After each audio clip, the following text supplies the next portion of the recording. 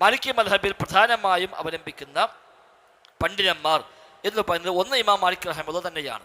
ഇമാം മാലിക് റഹിമഹുല്ലാഹ് പറഞ്ഞതും അദ്ദേഹത്തിൻ്റെ ഫത്വകളും അദ്ദേഹത്തിൻ്റെ ഗ്രന്ഥങ്ങളിലുമൊക്കെ വന്നതാണ്. അതിലെ ഏറ്റവും ഒന്നാമത്തെ വാക്കായി അംഗീകരിക്കപ്പെടുന്നത്. മാലിക്കി മദ്ഹബിൽ ധാരാളം ഖൗലുകളും റിവായത്തുകളുമുള്ള മദ്ഹബാണ് മാലിക്കി മദ്ഹബ്. അപ്പോൾ ഇമാം മാലിക് റഹിമഹുല്ലാഹയുടെ വാക്കുകൾക്ക് തന്നെയാണ് അതിൽ ഒന്നാമതായി നൽകുക. അതിൽ തന്നെ ഇമാം മാലിക് റഹിമഹുല്ലാഹയുടെ മുദവ്വന എന്ന് പറയുന്ന കിതാബിൽ വന്നതാണ് അതിൽ ഏറ്റവും ഒന്നാമത്തെ പരിഗണന കൽപ്പിക്കപ്പെടാറുള്ളത്. കാരണം മുദവ്വന ഫിഖ്ഹിലെ മൊത്തം വിഷയങ്ങൾ കൈകാര്യം ചെയ്തുകൊണ്ട് അദ്ദേഹം എഴുതിയ ഗ്രന്ഥമാണ്. പിന്നെ അദ്ദേഹത്തിൻ്റെ ഏറ്റവും അടുത്ത ശിഷ്യനായ ഇബ്നു ഖാസിം, മാലിക് റഹിമഹുല്ലാഹ് ശിഷ്യന്മാരിൽ ഏറ്റവും പ്രധാനിയായ പണ്ഡിതനാണ് ഇബ്നു ഖാസിം റഹിമഹുല്ലാഹ്. ഇബ്നു ഖാസിം റഹിമഹുല്ലയുടെ വാക്കും ഇമാം മാലിക്കിൻ്റെ വാക്കും എതിരായി വന്നാൽ ഇമാം മാലിക്കിൻ്റെ വാക്കാണ് അവിടെ പരിഗണിക്കപ്പെടുക. കാരണം ഇമാം മാലിക്കിൽ നിന്ന് പഠിച്ചതാണ് ഇബ്നു ഖാസിം. അപ്പോൾ ഇബ്നു ഖാസിം നിലക്ക് പറഞ്ഞു, ഇമാം മാലിക് മറ്റു നിലക്ക് പറഞ്ഞു എങ്കിൽ അവിടെ ഇമാം മാലിക്കിൻ്റെ വാക്കിനാണ് ഒന്നാം പരിഗണന കൊടുക്കാറുള്ളത്. എന്നാൽ ഇബ്നു ഖാസിം ഒന്ന് പറഞ്ഞു, അല്ലാത്ത പണ്ഡിതന്മാർ മറ്റൊന്ന് പറഞ്ഞു എങ്കിൽ ഇബ്നു ഖാസിമിൻ്റെ വാക്കുകൾക്കാണ് പ്രാധാന്യം നൽകുക. കാരണം ഇമാം മാലിക്കിനെ കൂടെ സഹചാരിയായി നടന്ന് എല്ലാ വശങ്ങളെയും കൃത്യമായി പഠിച്ച അതിൽ മുമ്പിൽ നിൽക്കുന്നവരാണ് ഇബ്നു ഖാസിം റഹിമഹുല്ലാഹ്. അതാണ് അവിടുത്തെ പൊതുവായ ഒരു തർത്തീബ് എന്ന് നമുക്ക് മനസ്സിലാക്കാം. തെളിവ് നോക്കും, ഒരൊക്കെ തെളിവ് സ്ഥലത്തേ പറയുള്ളൂ, വെറുതെ വാക്ക് പറയില്ല. നമുക്ക് ഷാഫിക്ക് എത്തുമ്പോൾ പറയാം, ഷാഫിക്ക് എത്തുമ്പോൾ നമുക്ക് പറയാം അങ്ങനെ ഉണ്ടോയെന്നുള്ളത് നോക്കാം. നമുക്ക് അത് എല്ലാത്തിനും ഒന്നും ഇല്ല. ഇമാം ഷാഫി ഇമാം നവവി എതിര് പറഞ്ഞാൽ ഇമാം ഷാഫിക്കാണ് മുൻഗണന, ഇമാം നവവിക്കല്ല. അല്ലാത്തൊരു പറയുമ്പോഴേ ഉള്ളൂ. നവി ഇമാമും അല്ലാത്തവരും എതിര് പറയുമ്പോൾ നവി ഇമാമിനാണ് മുൻഗണന എന്നേ ഉള്ളൂ. പറയാം, നമുക്ക് കുറച്ച് പറയാം. പിന്നെ ഇമാം മാലിക്കിൻ്റെ ശിഷ്യന്മാർ, അതിൽ ലോകത്ത് പല ഭാഗത്തുമുള്ള ശിഷ്യന്മാർ ഇമാം മാലിക്കിനുണ്ട്. കാരണം ഇമാം മാലിക് മദീനക്കാരനാണ്. മദീനയിലേക്ക് അവരൊക്കെ ഇൽമ തേടി ഇങ്ങോട്ട് വന്നിട്ടുണ്ട്. അതുകൊണ്ട് തന്നെ സ്വാഭാവികമായും ഹജ്ജിന് വരുന്നവരൊക്കെ മദീനത്തൊന്ന് വരും. അവരൊക്കെ ഇമാം മാലിക്കിൻ്റെ അടുത്തെത്തും, അവിടുന്ന് പഠിച്ചു പോകും. അങ്ങനെ ലോകത്തിൻ്റെ പല ഭാഗത്ത് ഇമാം മാലിക് റഹിമഹുല്ലാഹയുടെ ശിഷ്യന്മാർ ധാരാളമായി ഉണ്ടായിട്ടുണ്ട്. പ്രധാനമായും ഈജിപ്ത്, അതേപോലെ മൊറോക്കോ പ്രദേശങ്ങളിലാണ് ഇമാം മാലിക് റഹിമഹുല്ലാഹയുടെ മദ്ഹബ് കൂടുതൽ പ്രചരിച്ച ശിഷ്യന്മാർ അധികം അവിടെയാണ് ഉണ്ടായത്. അതേപോലെ ഇറാഖിലും അതാണ് കൂടുതൽ ഇമാം മാലിക് റഹിമഹുല്ലാഹയുടെ ശിഷ്യന്മാർ ഉണ്ടായിട്ടുള്ളത്. അതുകൊണ്ട് തന്നെ ആ പ്രദേശങ്ങളിൽ മൊറോക്കോ, സ്പെയിൻ തുടങ്ങിയ പ്രദേശങ്ങളിലാണ് മാലിക്കി മദ്ഹബ് ആദ്യമായി പ്രചരിച്ച മറ്റു പ്രദേശങ്ങൾ. അവിടുത്തെ ധാരാളം ആളുകൾ മദീനത്ത് വരികയും ഇമാം മാലിക്കിൽ നിന്ന് പഠിക്കുകയും അവരുടെ നാട്ടിൽ അവരത് കൊണ്ടുപോയി പ്രാവർത്തികമാക്കുകയും ചെയ്തുകൊണ്ട് അവിടെയാണ് കൂടുതൽ മാലിക്കി മദ്ഹബ് പ്രചരിച്ചിട്ടുള്ളത് എന്ന് നമുക്ക് കാണാൻ കഴിയും.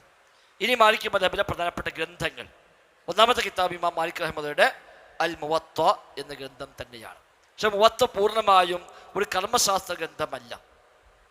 ഹദീസും കർമ്മശാസ്ത്രവും അതേപോലെ മറ്റു സഹാബത്തിൻ്റെയും താബിഈങ്ങളെയും ഉദ്ധരണികളും എല്ലാം കൂടെ ചേർത്തിയതാണ് മുവത്ത.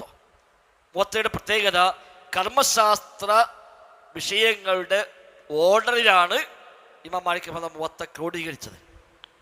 കർമ്മശാസ്ത്രത്തിൻ്റെ ഓരോ വിഷയം എടുത്തിട്ട് ആ വിഷയത്തിൽ വന്ന എല്ലാ ഹദീസും ഒരു ഭാഗത്ത്, അത് കഴിഞ്ഞാൽ പിന്നെ അടുത്ത വിഷയം, അങ്ങനെ ഒരു ഫിഖ്ഹി തർത്തീബിലാണ് മുവത്തയുടെ ക്രോഡീകരണം.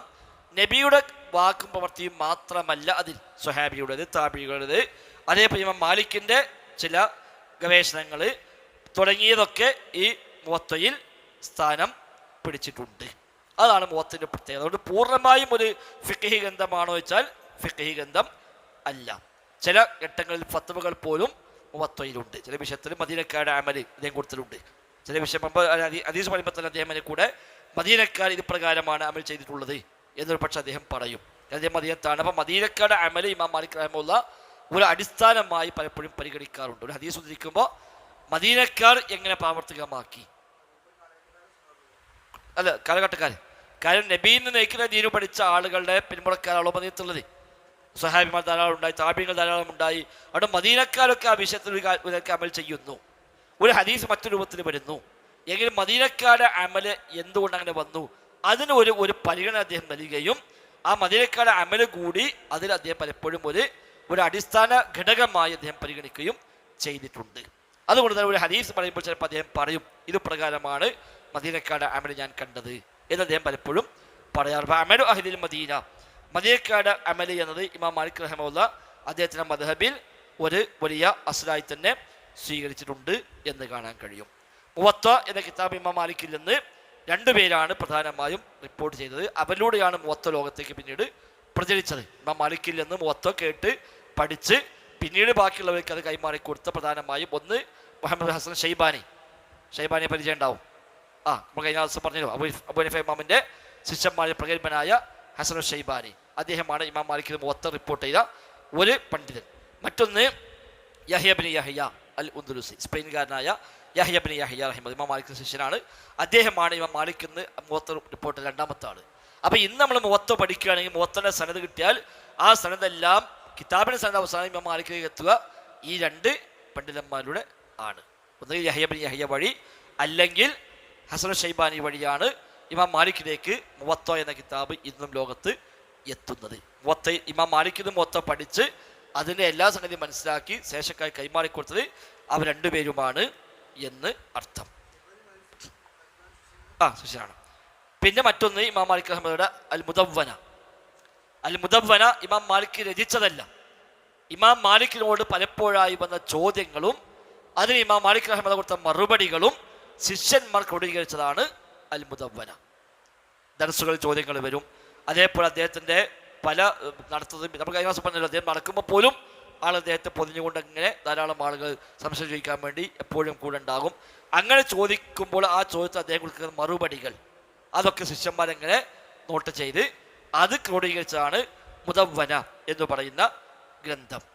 അതാണ് മാലിക്കി മദ്ഹബിലെ രണ്ടാമത്തെ ഗ്രന്ഥമായി അറിയപ്പെടുന്നത്. പിന്നീട് ഇമാം മാലിക്കിൻ്റെ ശേഷക്കായ പണ്ഡിതന്മാർ അതിനൊരു തർത്തീബൊക്കെ ആക്കി അതിന് ചെലുങ്കൂലാക്കി അതൊരു കിതാബിൻ്റെ ഓർഡറിലേക്ക് അതിനെ കൊണ്ടുവരികയാണ് ചെയ്തത്.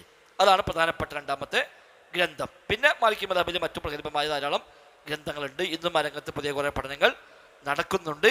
ഇതാണ് മാലിക്കി ഇമാമും മാലിക്കി മദ്ഹബിൻ്റെയും ചില അടിസ്ഥാനങ്ങൾ.